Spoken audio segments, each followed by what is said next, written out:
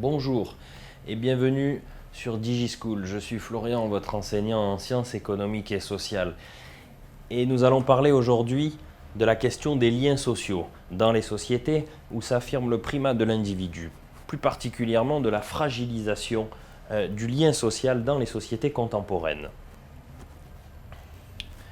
Nous allons parler dans un premier temps de la rupture du lien social. Nous allons voir quelles sont les causes qui entraînent la rupture sociale et ensuite nous allons voir comment le processus de cohésion sociale s'affaiblit. La rupture du lien social provient principalement du fait qu'il y a un déficit ou une absence de règles sociales. Au plus les règles sociales s'affaiblissent, au plus la cohésion sociale va s'affaiblir. Aujourd'hui, dans nos sociétés modernes, nous assistons à une augmentation du chômage, une augmentation du taux de divorce. Nous assistons également à une hausse de la pauvreté. Tous ces facteurs-là entraînent la rupture du lien social, sont une explication du fait que le lien social va avoir tendance à s'effilocher petit à petit.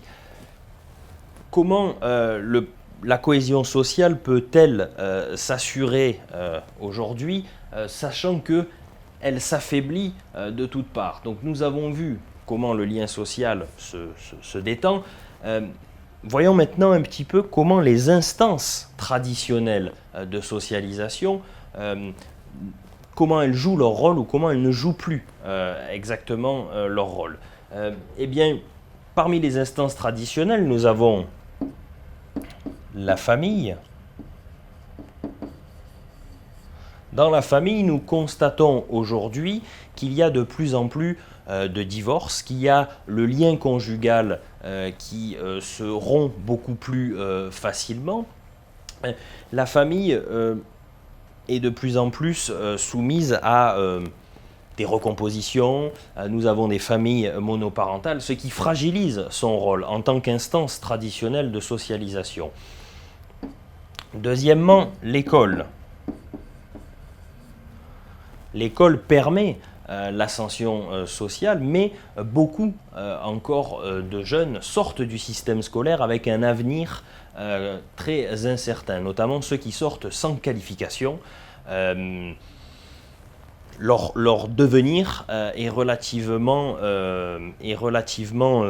incertain, ce qui fait que cela fragilise un petit peu le rôle de l'école en tant qu'instance de socialisation. Troisièmement, l'État.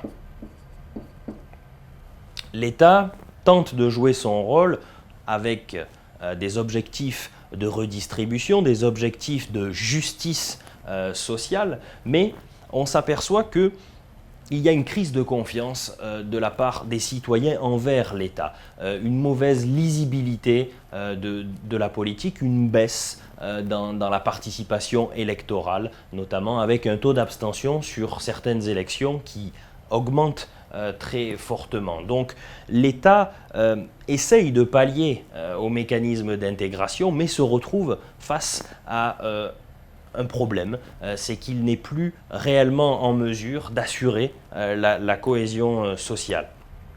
Ensuite vient la religion.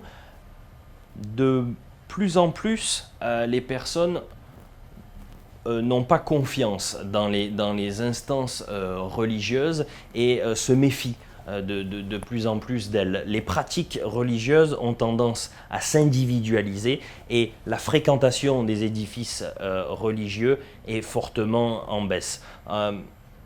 Cette instance a du mal à pallier à ces défaillances-là et du coup, la cohésion sociale s'en retrouve handicapée. Et puis nous avons évoqué le taux de chômage. Il est évident que le travail est également un lieu vers lequel vont se créer énormément de liens sociaux à travers les relations professionnelles. La montée du chômage condamne un petit peu les personnes dans un processus d'exclusion et de marginalisation. De plus, face au travail, il y a eu une évolution vers plus de contrats à durée déterminée, vers plus de flexibilité, vers plus de contrats en intérim, ce qui modifie un petit peu le rôle du travail dans sa capacité à intégrer les individus. Nous avons donc aujourd'hui une rupture du lien social dans nos sociétés modernes et des instances de socialisation qui ont du mal à assurer pleinement leur rôle.